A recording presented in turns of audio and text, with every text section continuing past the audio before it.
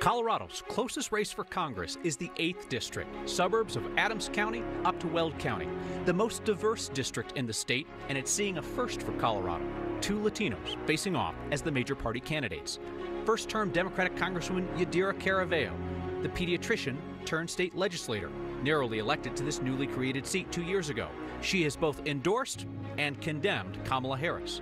Republican challenger Gabe Evans, a military vet, former police officer, and one-term state legislator who rode Donald Trump's endorsement to a resounding primary win. This is their only live debate. This is Next Presents the Race for Congress. Good evening. I'm Kyle Clark. And I'm Marshall Zelinger. Please welcome Democratic Congresswoman Dr. Yadira Caraveo and Republican State Representative Gabe Evans.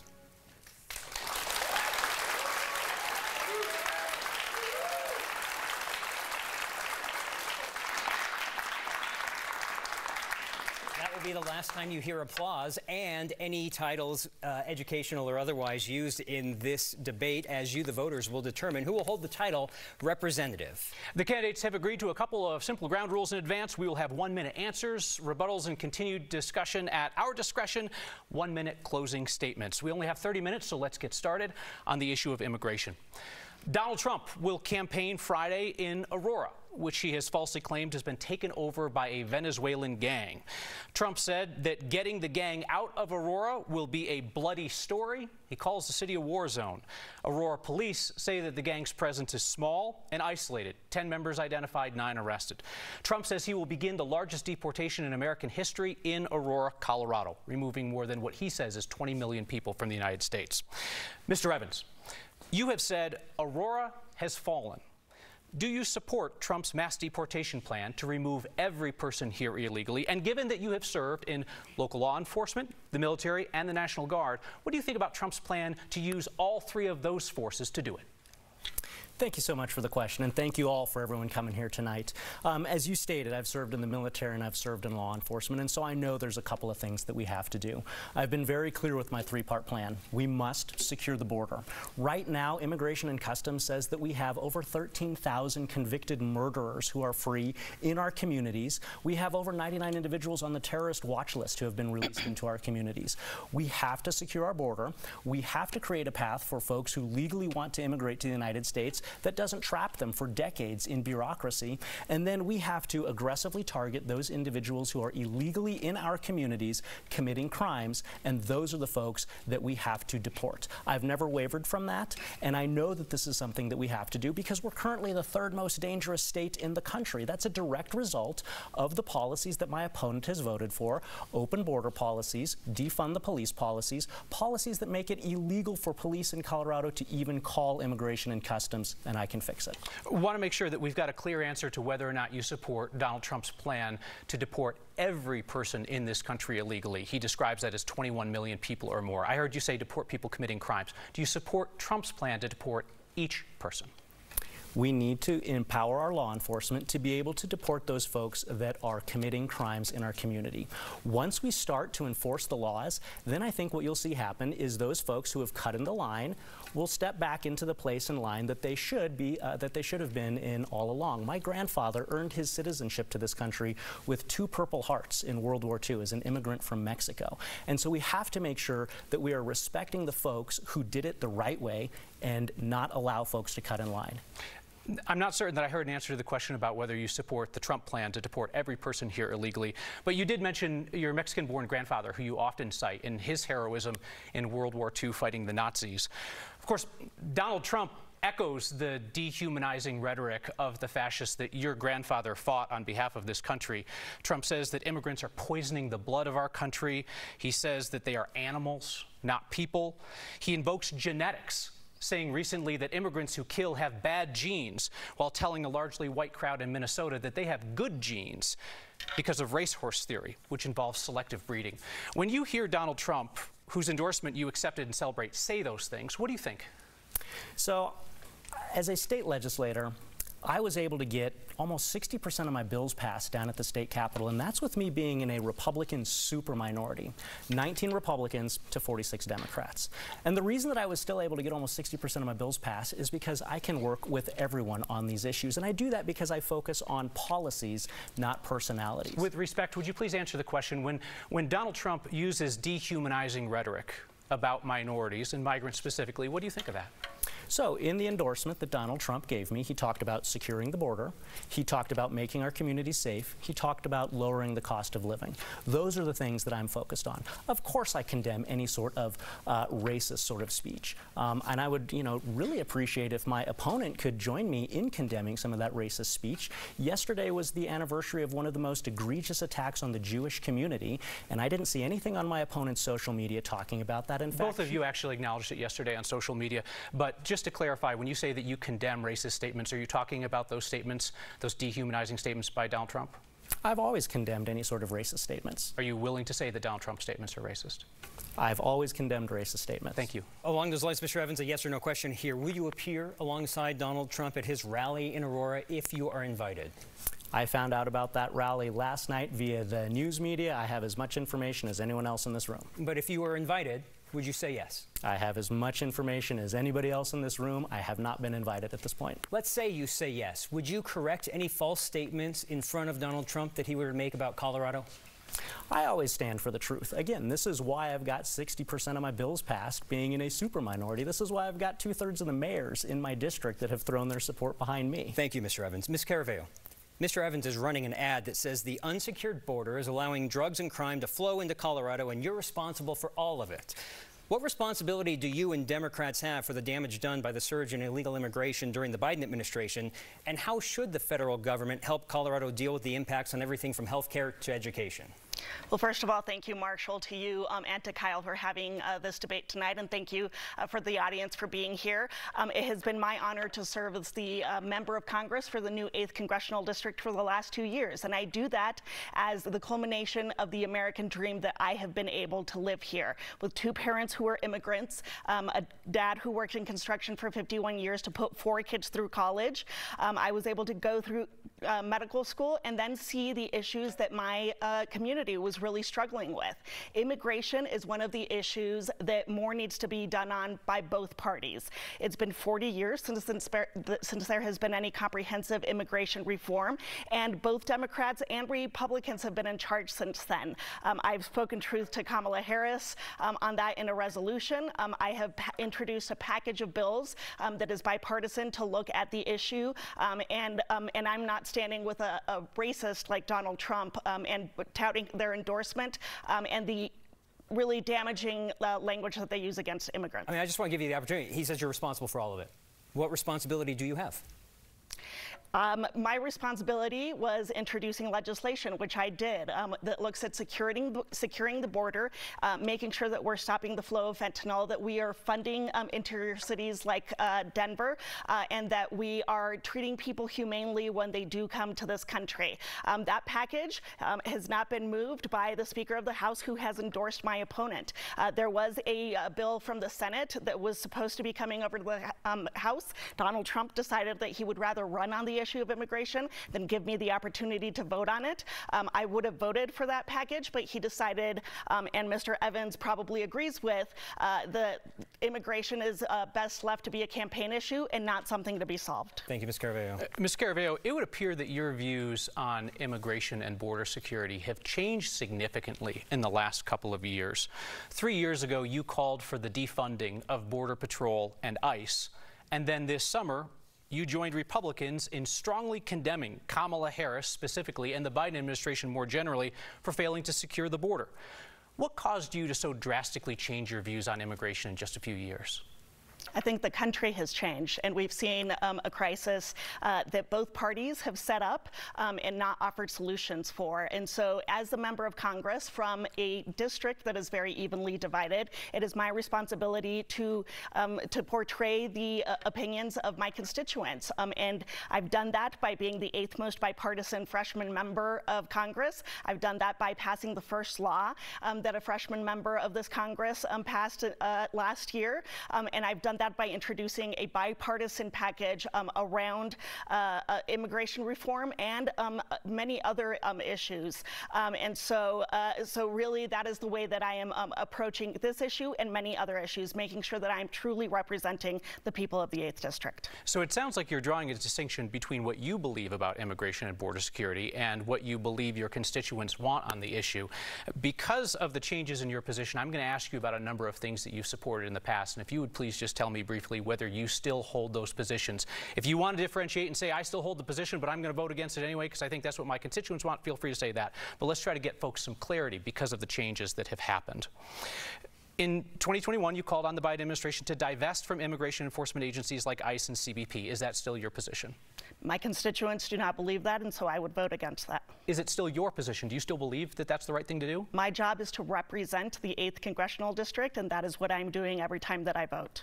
In 2019, you sponsored a bill prohibiting local law enforcement from cooperating with federal immigration holds in Colorado. Do you still believe that Colorado law enforcement should be barred from working with immigration agents? It shouldn't be up to local law enforcement to do what the federal government has failed to do. That sounds like a yes. You still hold that position. The local police officers should not be enforcing laws that the federal government has not reformed. In 2021, you sponsored a bill that allowed the state to award contracts to companies that knowingly employ people who are not in this country legally. Is that still your view? I will vote in keeping with what the constituents of the 8th District want me to, and I think that is taking a balanced approach to people that immigrate here legally and illegally. That did not answer the question at all. In 2021, you sponsored a bill that allowed the state to give contracts to companies that knowingly employ people who do not have legal authorization to work. Do you still believe that's the right thing to do? I've not had a bill presented to me since then.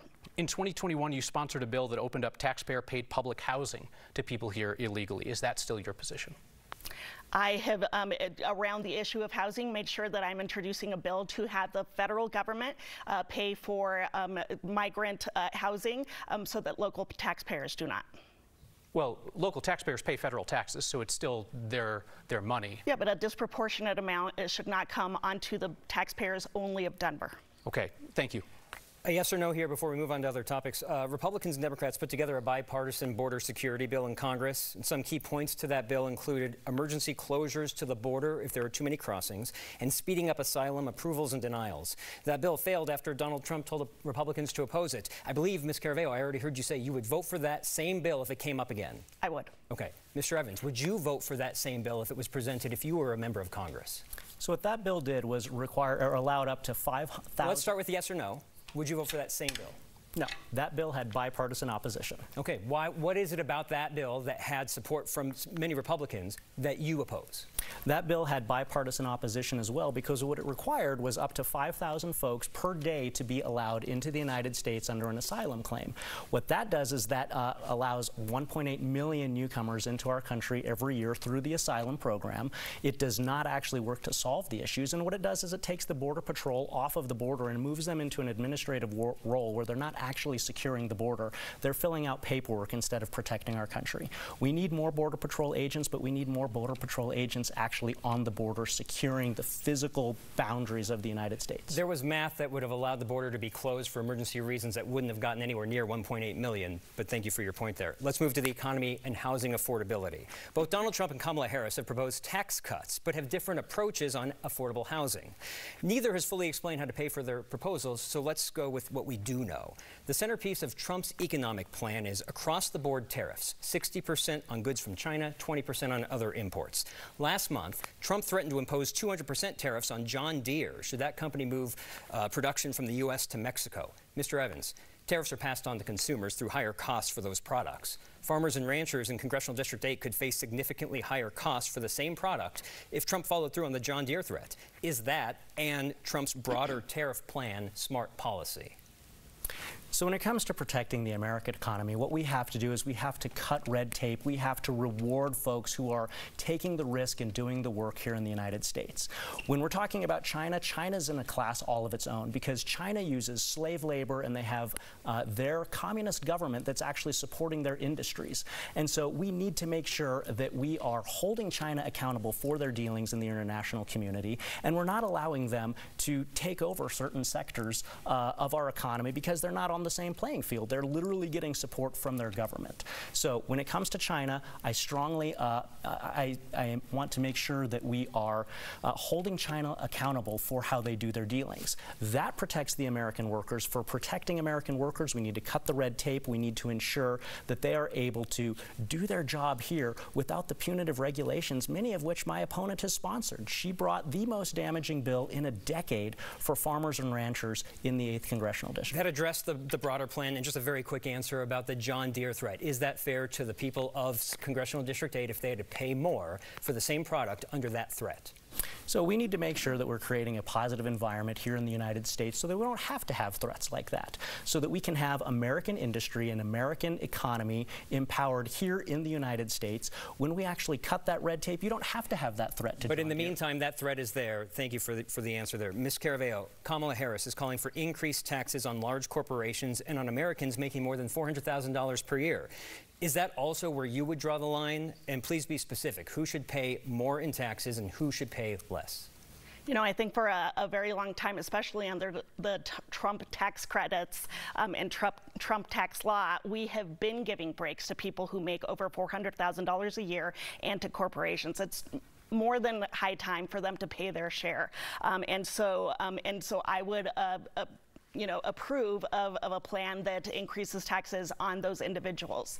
I think that the next congressperson to serve the 8th Congressional District is going to be deciding what taxes are going to be cut and what taxes are going to be increased. And I think that if my opponent were to have his chance in office, he would be continuing a lot of the tax credits that benefit the wealthiest Americans amongst us. I, on the other hand, as a representative, have voted on decreasing the middle-class tax amounts. I have voted to extend the child tax credit that gives $1,800 a month to working families, and so I'm going to take a very different approach. So on the less, is it $400,000 and less will be paying fewer taxes?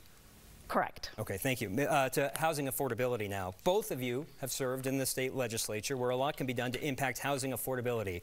I'd like to ask each of you to discuss something you achieved at the state level to improve housing affordability, and then something you'd look to do in Congress to help Coloradans afford homes. I'll start with Ms. Caraveo. Housing was one of the prime issues that I looked at during the COVID pandemic. I had heard stories from many constituents talking about late fees that were exorbitant, fees around trash and many other things that hadn't been delineated in people's leases when they decided to rent a place, and then later were suddenly added to their bills, sometimes totaling more than the rent itself, especially once corporations were calculating late fees the second that the rent was late, and then daily after that. I was able to pass a bill that lowered those fees, that made sure that landlords are being responsible when they are charging fees to renters, to make sure that we are making housing more affordable for them. In Congress, I am introducing a bill that is going to look at innovation around affordable housing to make sure that at the federal government, what we mainly can do is fund affordability and make sure that we're looking at the way that different developments are classified and credits that landlords can use to build. Thank you, Ms. Caraveo. Mr. Evans. Yeah, so one of the biggest barriers to affordable housing in Colorado is red tape, and that goes back to energy. When energy is expensive, then it's more expensive to get a load of 2x4s, it's more expensive to drive that load of 2x4s to the market, it's more expensive to put the house together. When there's red tape around housing construction, as we saw in the aftermath of the Marshall Fire, where the rebuild costs were significantly higher than anticipated because of all of that red tape, all of these things contribute to a higher cost in housing. And the fact is, one party, my opponent's party, has controlled Colorado with majorities in the House, the Senate, and the governorship for the last 6 years, and houses are not more affordable. Things that I've accomplished in the legislature are fighting that red tape. I'm proud to be endorsed by the National Federation of Independent Businesses, so that's the voice of small businesses in the United States, because I fight for jobs. I fight for our small businesses, unlike my opponent, who has voted against those businesses 75% of the time. That's how we make housing affordable in Colorado. Thank you, Mr. Evans. Let's discuss access to abortion. Mr. Evans, in 2022, 2 years ago, you told a conservative group that you support banning abortion except to save the life of the mother, no exceptions for rape or incest. Is that still your view today? And if not, can you explain how your view has changed in the last 2 years? Yeah, so I know the survey that you're talking about. That was a check block survey that had two options, one pro-life, one pro-choice option. I'm pro-life, so I selected the pro-life. To clarify, that same survey allowed you to clarify and add comments to your remarks, and in fact you did on a question that was on the same page. If you felt like an exception for rape and incest was appropriate, why not add that in a comment, as you did to clarify and answer a short time later? So here's my position, and I've said it since day one, since I got into the state legislature. My voting record in the state legislature reflects this. I support exceptions for rape, for incest, for life of the mother, and I don't support a national abortion ban. I received pressure as a state representative to sign on to bills from my own party that would have taken away those exceptions. And I was one of 5 Republicans that didn't sign on to those. My voting record on this is clear from day one, and so is my opponent's voting record. She voted for abortion up to the moment of birth, no questions asked, and she voted against funding our military because she wanted to use military funds to pay for those abortions. Ms. Caraveo, you've co-sponsored a bill to protect abortion access in federal law and even supported spending tax dollars for contraception for people in this country illegally. So the question is, do you support any restrictions on abortion access? Why or why not? I support codifying Roe v. Wade. It was the law of the land for 50 years and then was taken down by a Supreme Court that Donald Trump, who has endorsed my opponent, has said he is very proud to have set up. My opponent celebrated the fall of Roe v. Wade. Now that he's running for Congress, he suddenly does not want a national abortion ban, even though he filled out a questionnaire in just the way that Kyle described 2 years ago. And he has described himself as pro-life as they come. That decision of whether to have a child or not, it needs to be between a doctor and a woman. As a doctor, as somebody who has been in clinics talking to women about this incredibly tough choice, that is the end-all and be-all of what I think abortion law should be. It's between a woman and her doctor, not between Gabe Evans being in your exam room and telling your doctor what to do. Thank you, Ms. Caraveo. Mr. Evans, you're on the record supporting school vouchers for private schools, using taxpayer money to support private or religious schools. And Donald Trump's plan calls for universal school choice. How would you like to see that accomplished at the federal level? Right now in Colorado, we have an education crisis. I've got 2 boys. They're in, school-age kids. Right now in Colorado, 60% of our 3rd graders aren't reading at the 3rd grade level when they're in 3rd grade. 70% of them can't do math at the 8th grade level when they're in 8th grade. And so what we need to do in this space is we need to put parents, students, and teachers back in charge of education. And so what I've always supported is an environment that allows parents and families that choice to be able to select the education that works best for them. To me, that means 2 things. That means parents can see what their kids are being taught, and they can actually select a school that works for them. They're not locked into something that's underperforming just because they happen to live in the wrong zip code. And so I think that we've seen this succeed in other places, and so I will always be a very firm believer that allowing parents, families more choice, putting them along with teachers back in control of education rather than bureaucrats is the way that we move our education system forward. You're a vocal supporter of the Christian homeschooling movement, and you're a member of a Christian group called Heritage Defense, which defends parents accused of beating their children, or as the group describes corporal punishment, quote, following biblical protocol in the training and discipline of their children. As a state legislator, last year you voted against a ban on corporal punishment in Colorado's public schools. A brief answer, please. When do you believe that it is acceptable to hit a child at home and at school? That answer is already in the law right now. It's in Title 18-1703, so you can go refer to the law where it talks about the special exception that parents and guardians have when they're tasked with the upbringing for a minor. But I want to address something you mentioned. How about public school? When is it appropriate for a child to be hit in public school? When we need to ensure that we are providing a safe place for our kids to be able to learn in our public schools. I was a part-time school resource. There was a security exception. This went beyond the security exception when people needed to control children for safety reasons. When should children be hit in school? I was a part-time school resource officer for about 2 years at my law enforcement agency. And so one of the biggest things that I hear from teachers is... I apologize, sir, if you're not going to answer the question, we're going to use the time. Ms. Caraveo, I just want, as a truth tester, I just need a quick answer on this. You're running an ad about fentanyl that says you broke with your party to back tougher penalties, and that's just not true.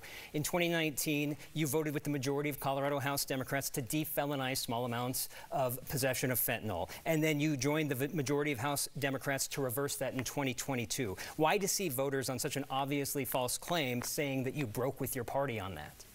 That's not true, Marshall. I broke with my party in Congress on various votes, including one to increase the number of Border Patrol agents by 22,000. So you're referencing nothing of your actions at the state legislature in that ad? In that specific ad, I am referencing votes in Congress. Okay, thank you, Ms. Caraveo. Who won the 2020 presidential election, Ms. Caraveo? Joe Biden. Mr. Evans? Joe Biden. Mr. Evans, if Kamala Harris wins the 2024 election, will you accept the results? We have to make sure that every legal vote is counted, but yeah, I always accept the result of elections. Thank you very much. It's time for your closing statements. You'll each have 1 minute, as determined earlier by a coin toss. Ms. Caraveo, you'll go first. Thank you, Kyle and Marshall, again, and thank you to the audience and to my opponent for being here tonight.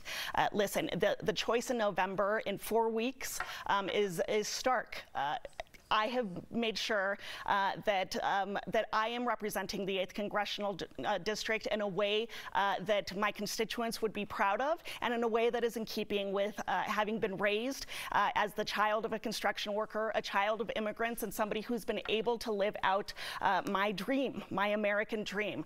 That is what I have been working for every single day in Congress, by making sure that I'm looking at affordability, that we're looking at healthcare and making sure that it's accessible, that we're giving the choice of healthcare back to women, and that we are keeping our air and water clean, all while ensuring that we continue to have an oil and gas industry here in the 8th District.